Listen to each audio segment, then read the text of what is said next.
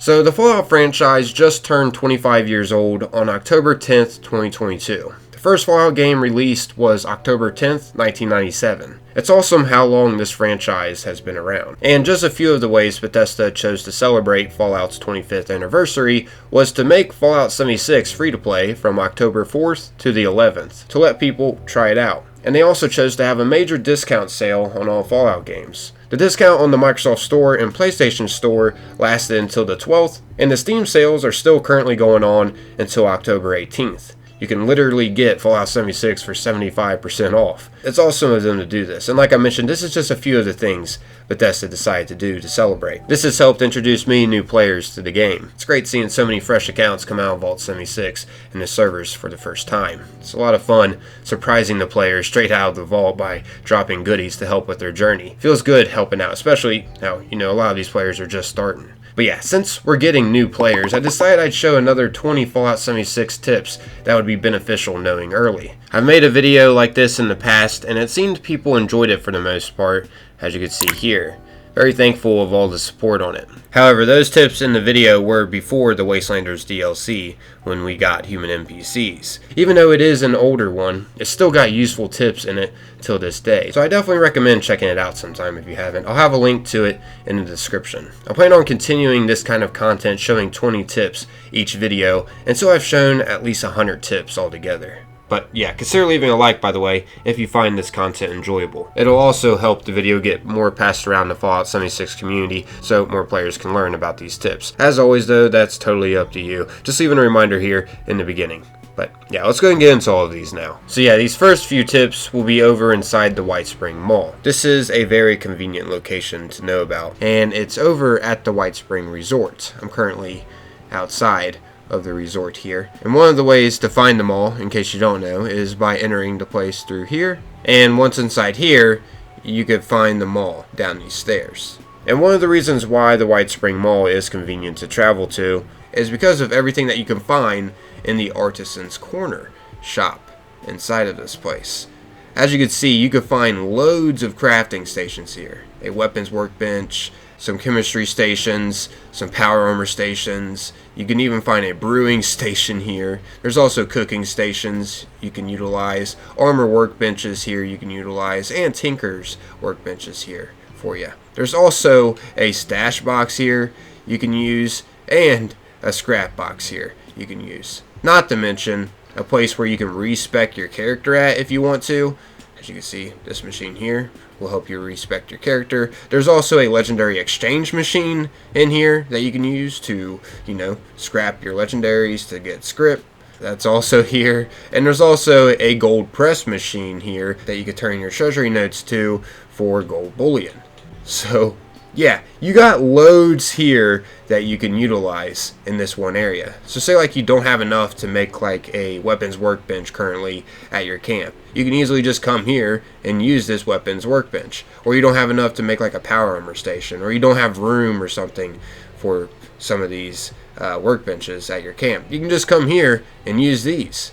They're all provided for you right here in this location. This is definitely a convenient spot to know about. Anyways, another reason why this spot is convenient to know about is because of all the vendors here. Like for instance, trading with this vendor, you can get bulk junk if that's what you're looking for. Over here inside this shop, Studio 58, you can find tons of camp plans if that's what you're looking for. You might find something in here that you don't know and want to spend your caps on to know it. There's tons of camp plans inside of this shop. There's also plans you can find over here from this vendor. As you can see, you might find some that you don't know from this vendor. I currently see some plans that I haven't learned yet from this one. But yeah, there's tons of vendors around in this location that will benefit you. I feel like it's important to know that these vendors have tons of plans that you may not know and could help you out in your travels. They even have a vendor bot inside the Le Grand Gourmet here where you can purchase loads of recipes from to learn. And these change up too each time you hop servers, so you may find something different your next time around. Keep in mind though, not all of these shops sell plans and recipes. Some of them might sell just like aid items or clothing or junk items, so keep that in mind. Like this shop here only sells aid items, doesn't sell any plans. But if you're looking for some quick aid items, this is a place to go to purchase some. the chemist shop here. Makes sense. But yeah, that's another tip about the Whitespring Mall. All the vendors that are around here. You can find loads of goodies from these. And it's good to know too, when you do hop servers, the vendors' inventories will switch up a bit as well. Be sure to be also selling some things to them to stock up on some caps. And another tip I wanted to throw out there is how you can unlock the fast travel point to fast travel directly to the Whitespring Mall. All you gotta do is unlock the Whitespring North entrance location on the map, and a way to do that is just exit out of the north entrance from the Whitespring Mall. This will unlock the location that's needed in order to fast travel to the mall. This will help you save some time not having to wait through as many loading screens. But yeah, this is definitely an important place to know about. Another bonus is, once you do discover this place, it is free to fast travel here too. Which brings me to my next tip, and that is to take advantage of the free fast travel spots around the map. The Whitespring Resort being one of them, but another spot where you can fast travel for free at is over at the crater. So say like you have to go to an area around the crater. Let's just use the Knife Edge for an example. As you can see, right now it costs me 40 caps to fast travel over to the Knife Edge. However, if I fast travel to the crater first, and then fast travel over to the Knife Edge, as you can see, it only costs us 2 caps now. So I just saved myself 38 caps from just fast traveling from where I once was. But yeah, some other spots where we can fast travel free at are over at Foundation, the Settlers Settlement, and we can also fast travel free to Fort Atlas, right here, where the Brotherhood of Steel's at.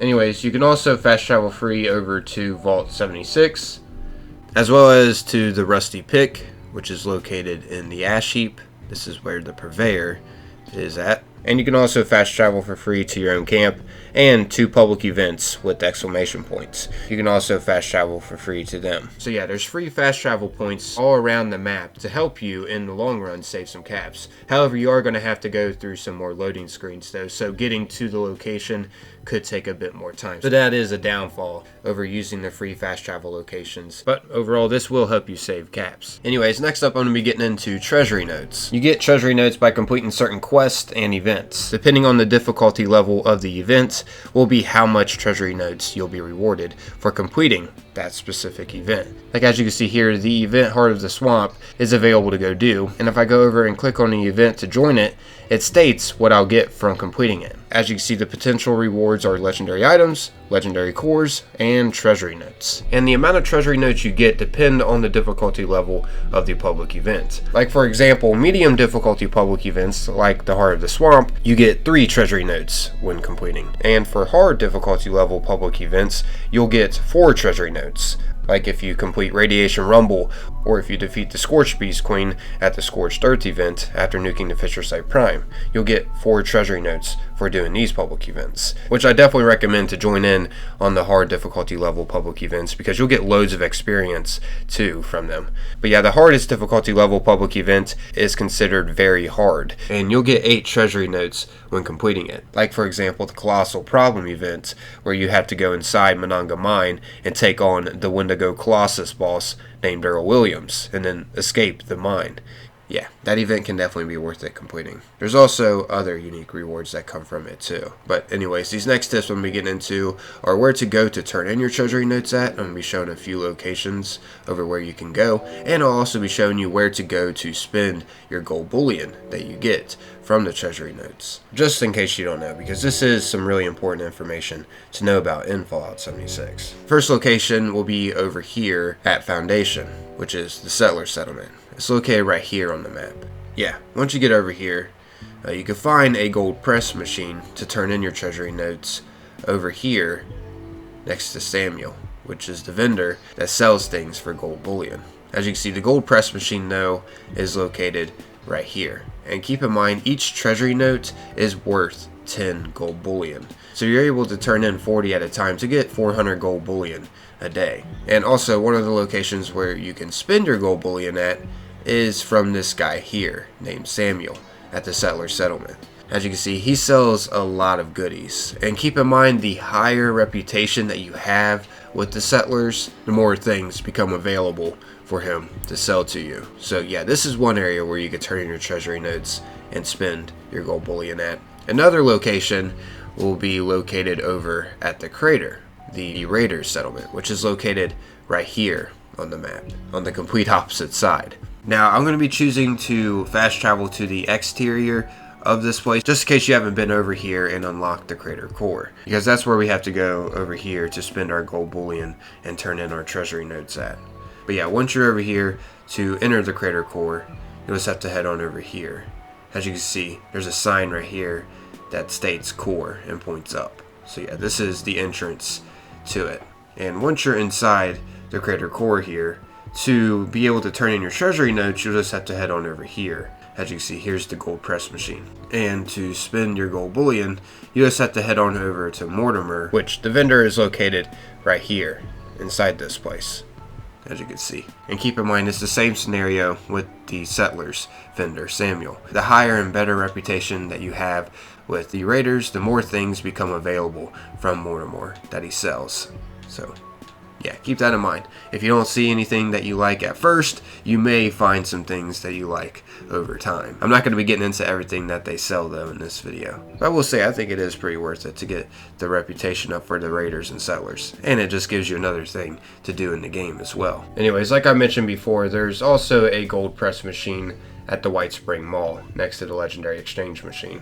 I'm not going to count this as a tip though, just because I already went over this briefly. Just a reminder though that there is one here too. But anyways, lastly here, I'm going to be showing you another vendor that you can go to spend your gold bullion. And that vendor is located in Vault 79. The vault's located near Bailey Family Cabin. But yeah, inside of Vault 79, you can find the vendor that you could trade with over here. As you can see, his name's Regs. And this guy has loads of things available for gold bullion. As you can see, I mean, look at all of this available. It's insane. Plenty of great stuff you can purchase from this guy. However, keep in mind, you can only access this place after you complete the Wastelanders questline. And in case you don't know what the Wastelanders story questline is and where it starts at, you get the first quest at the very beginning of your adventure as soon as you exit out of Vault 76. The Wayward Souls quest is the beginning of the Wastelanders storyline. Eventually, further on in the questline, once you get done completing the quest The Elusive Crane, the next part will require you to be at level 20 at least. If not, the Overseer will see you unfit and you won't be able to progress yet. But yeah, once you do reach that level, the next part will begin over here inside the Overseer's home at Sutton. Tuning in to the Overseer's broadcast in the radio tab of your Pip-Boy will give you coordinates to her home. She'll want to meet face to face to talk. This will be the beginning of the New Arrivals questline, which is still a part of the Wastelanders storyline. This was all added within the Wastelanders update, the update that added human NPCs in the game. Yeah. That's how you gain access to this place. And it's also good to know if you already are level 20 or higher, you could just start this part of the Wastelanders storyline if you want. You could skip past the Wayward part. And in case you're wondering, whichever side you do choose, the same things will still be available to purchase with gold bullion. You don't miss out on like any special gold bullion items. Another reason why it's worth it to get through the Wastelanders questline is because of the NPC that shows up in the second story of the Wayward. This NPC named Smiley up here will sell you gold bullion for caps. As you can see, here's what he looks like. Very patriotic looking. And yeah, if you go and talk to him, he can actually sell you gold bullion. You just tell him you're interested in gold bullion, and here are the options that'll come up. You can pay 1,000 caps to get 50 gold bullion, 2,000 to get 100, 3,000 for 150, 4,000 for 200, 5,000 for 250, and 6,000 caps for 300 gold bullion. You're able to purchase 300 gold bullion from this guy per week. So it can help you get your hands on more gold bullion faster if you got the caps. This is just another reason why getting through the Wastelanders questline is worth it. Anyways, the next tip is going to be over what to do with the legendary cores, because you do get these from doing public events and whatnot. So yeah, these are for crafting legendary weapons, armor, and even power armor too. Like for example here, if I want to go craft a legendary weapon, all I gotta do is go up to a weapons workbench and choose the modify and repair option. And then once we're here, you just want to select a weapon that you want to modify, and then choose this option that states random legendary mods. This is how you can craft 1-star, 2-star, and 3-star legendaries. 1-star legendary weapon is going to cost 1 core and 2 modules. 2-star is going to cost 3 cores and 3 modules. And 3 stars are going to cost 5 cores and 4 modules. But yeah, that's what the cores are for and how you craft legendaries. And if you get effects that you don't like, you can always re-roll the effects and try to get some better ones by just simply choosing to spend the cores and modules to craft another legendary. As you can see at the bottom, it states generate random 1, 2, and 3-star legendary mods. However, this will replace any existing 1, 2, and 3-star legendary mods that are on it. And if you're wondering how you craft armor legendaries, all you gotta do is go up to an armor's workbench, and it's the same scenario. Choose the modify and repair option, and then select the piece that you want to modify, and as you can see, you just choose random legendary mods. And yeah, that's how you craft 1-star, 2-star, 3-star. And like I mentioned before, you can craft legendary power armor too. All you have to do is go up to a power armor station and pull out your power armor at the station, and then choose the modify and repair option. And it's the same scenario. Choose the piece that you want to modify, and then select the random legendary mods option to roll some legendary effects on the power armor piece. Anyways, this next tip is over the personal terminal that we can get. This is available for free in the Atomic Shop in the utility category. As you can see, you can get it for free if you haven't got it yet. Speaking of that, I had to sign into a whole nother account just to show you that it is available for free, because I already got it on the account that I usually play on and it just said owned. But yeah, this personal terminal is actually pretty useful, especially if you're just starting out. And to top it off, it doesn't even require power to run, so you don't have to have all the materials to craft a generator to run this thing. It's pretty easy to craft, especially if you're just starting. As you can see, it's just going to require 4 aluminum, 2 circuitry, 2 copper, and 2 rubber. But yeah, once you got it at your camp, just go up and use it, and go down and check out automated alerts. And as you can see, these options can be available: anomalous seismic activity, unknown machinery at train stations, and suspicious person. Each of these will trigger a specific mini miscellaneous quest for you. These quests actually are great at introducing you to some important things in the game, such as, for one, the anomalous seismic activity option will give you coordinates to where the Purveyor is located at the Rusty Pick, which the Purveyor sells things for special currency called Scrip. As you can see, you can purchase legendary modules for 50 Scrip each. You can purchase Vault Steel Scrap for 10 Scrip each. And you can also buy random legendary weapons and armor too, such as a random 3-star legendary armor will cost you 60 Scrip. A random 3-star legendary melee weapon will cost you 100 Scrip.